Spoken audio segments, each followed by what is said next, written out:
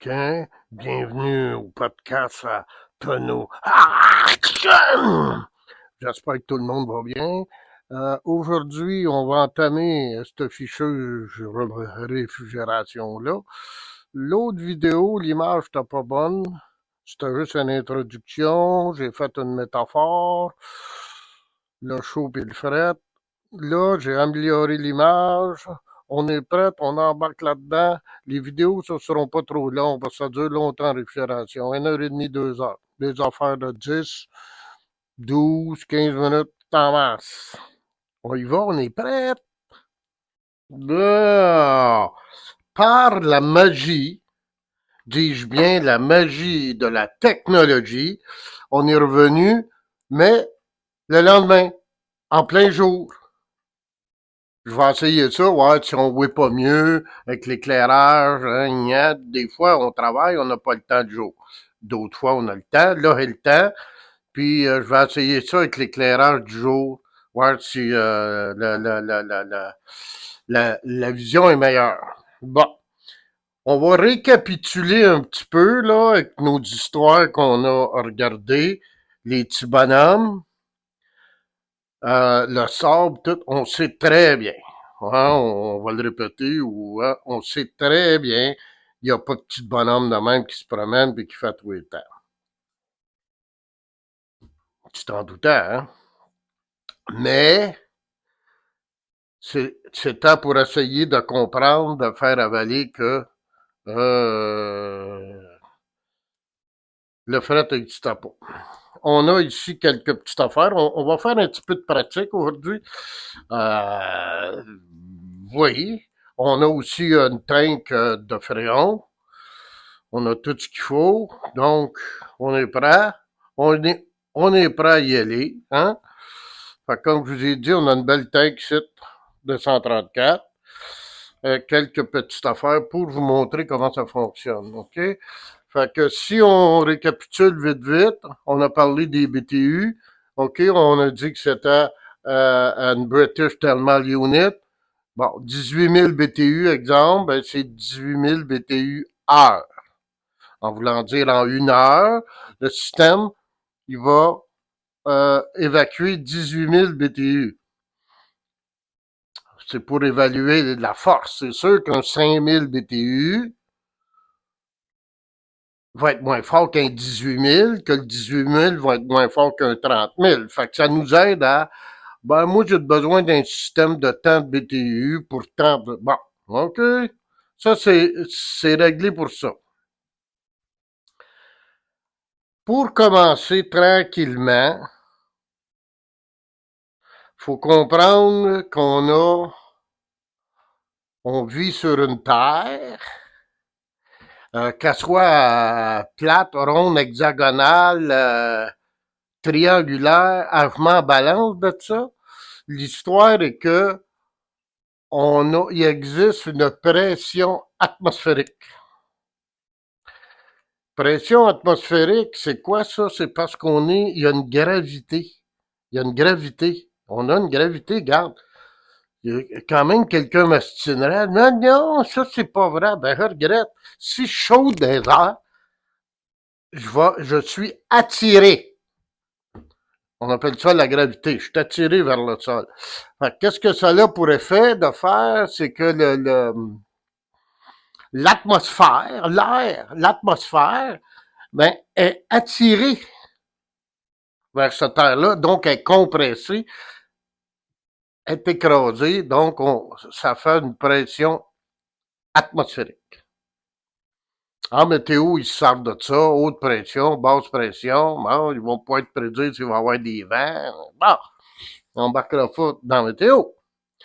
Mais, c'est important de savoir qu'au niveau de la mer, parce qu'ils vont comparer ça, là, ils diront pas à 5000 pieds dans les airs, là, au niveau de la mer, on a une pression atmosphérique à 15 degrés Celsius, exemple, précisément, on a une pression de 101,3 kilopascal.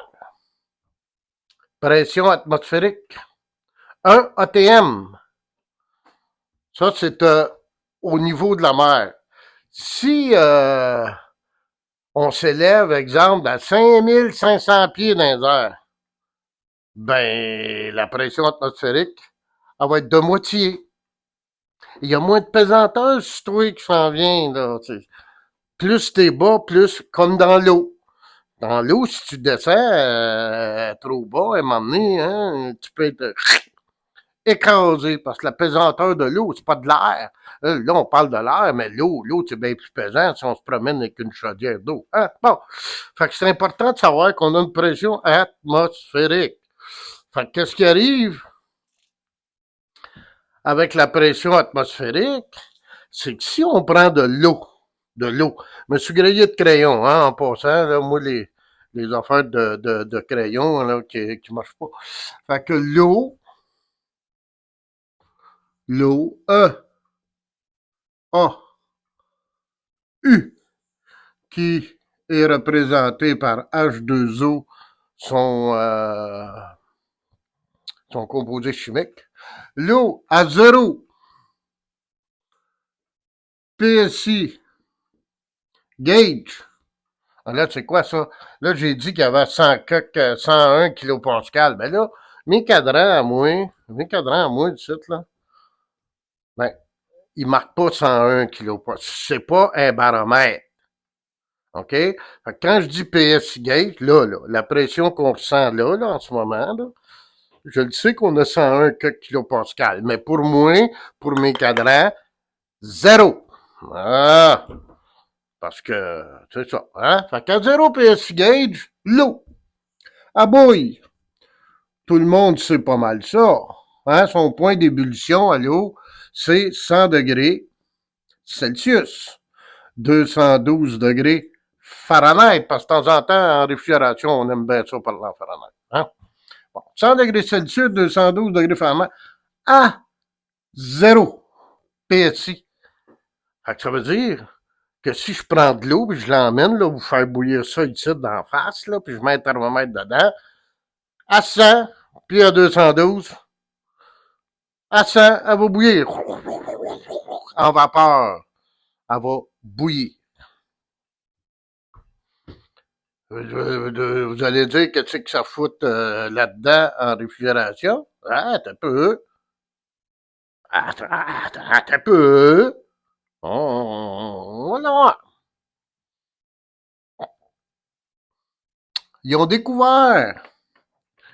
Tu sais, il faut bien un gros scientifique qui ont mis un thermomètre. Là, ils savent ça, là, à 0. Mais là, ils ont découvert que si on augmentait la pression, on augmente le point d'ébullition. Ah, ah, ouais, ah, oui. Là, bouille à 100, à 0 PS gauge, à cause de la pression de l'atmosphère et comme ça, tu sais, comme ça. Mais c'est pas radical, ça, là.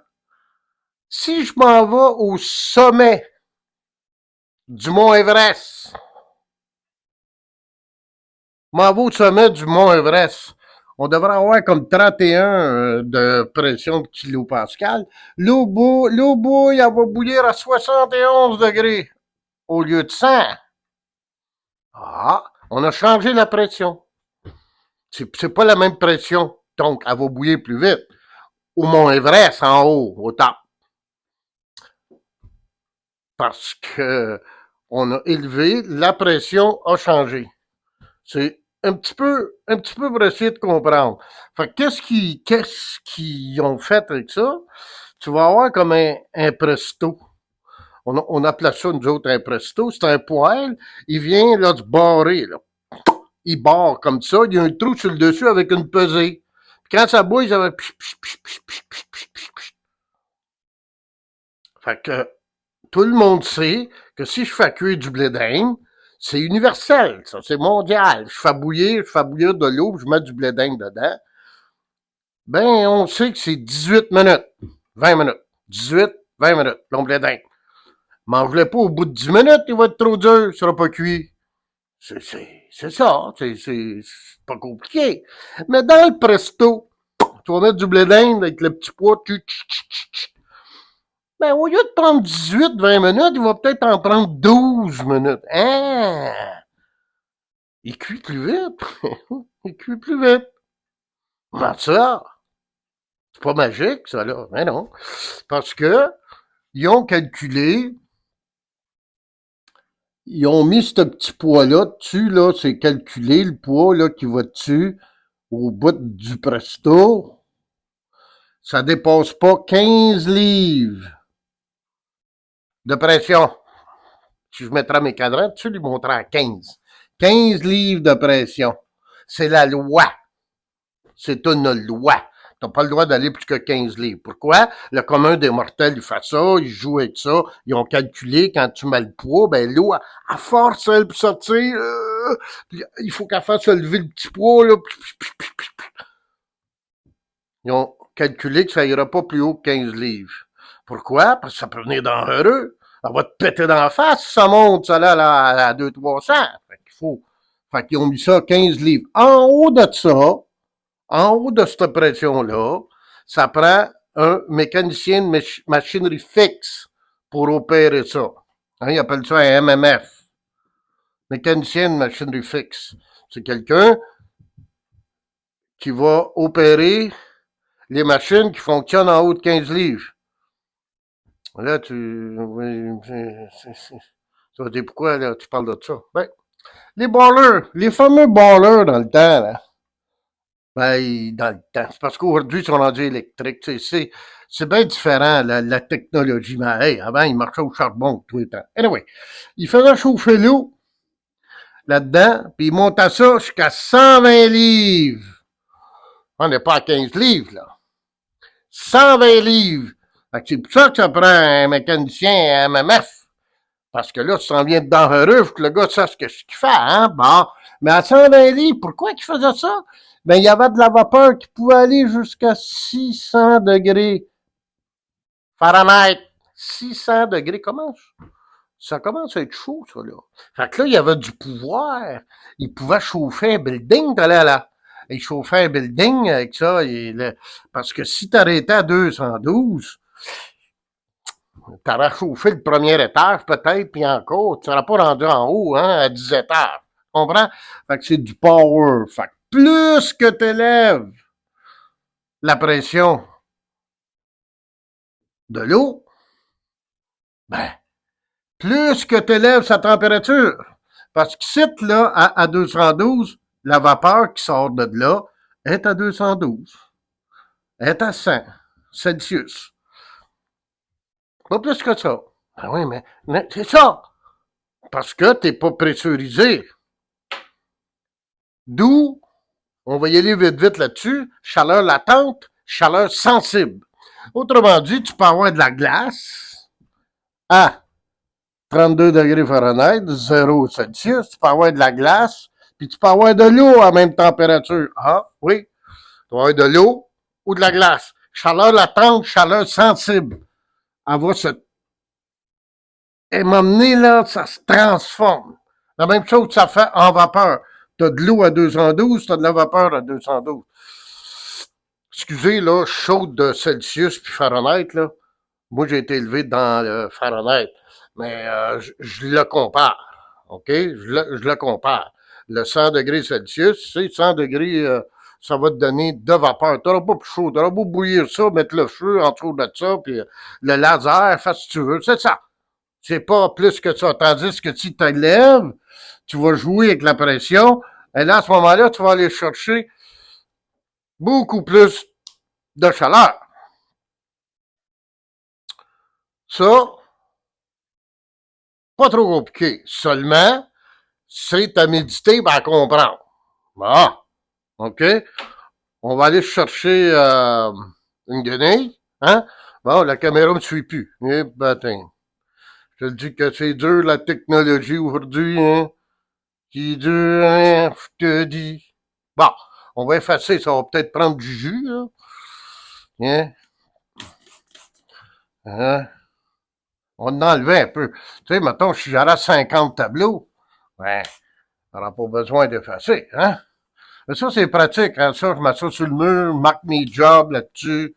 je fais mes affaires, je sais qu'est-ce que j'ai à faire, je me lève le matin, je regarde mon tableau, je suis heureux. Hein? Je sais tout qu'est-ce que j'ai à faire. Hein? Là, tu vas dire, j'ai pas grand-chose à faire de ce temps-là. Hein? Je vais pas l'enlever. Hein? OK? On va mettre ça là, on mettra pas ça trop loin. Hein? On prend une gorgée d'eau. Hein? C'est de l'eau. C'est pas du gin, là, c'est de l'eau.